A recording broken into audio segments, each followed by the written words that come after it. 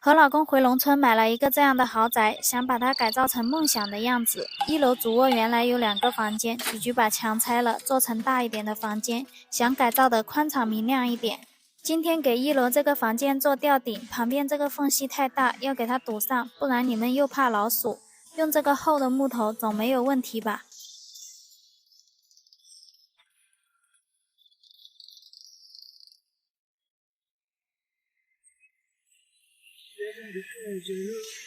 你看，这么好的木窗户，给它拆了吧。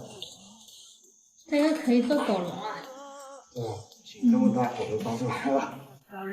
为生命在努力，勇敢的走下去。我们是不是该跌头，珍惜一起走上没有拥有？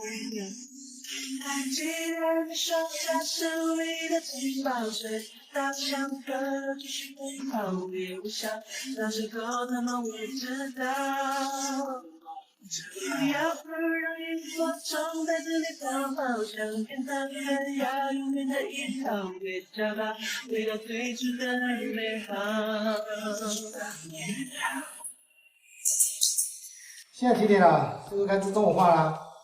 我忘了煮中午饭哦，那等一会儿吃啥？等会儿吃自热火锅。吃完中午饭继续干活。就不敢心碎，珍惜一切，就算没有拥有。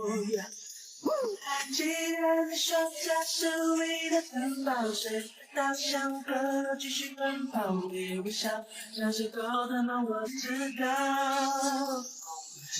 要不让萤火虫在这里逃跑，向天堂更要永远的依靠，别找到回到最初的美好。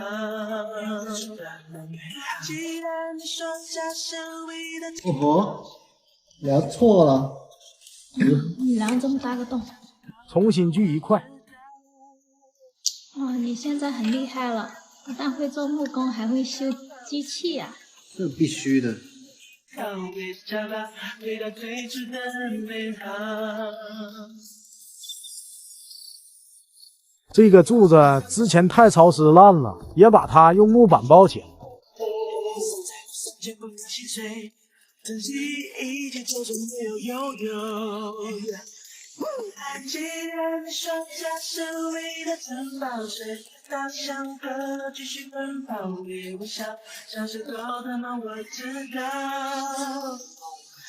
要不让萤火虫在这里逃跑，向天堂更要永远的依靠，别找到回到最初的美好。既然你说家是唯一的城堡，谁大象哥要继续奔跑，别微笑，小时候的梦我知道。要不让萤火虫在这里逃跑，向天堂更哎，牛，你拿什么给我？哎，找到回到最初的美好。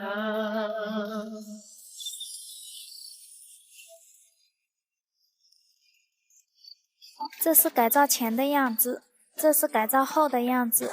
今天来医院接小米回家了，也谢谢医生的全力救治。小米终于健健康康的回家了。我这条狗命简直就是死里逃生。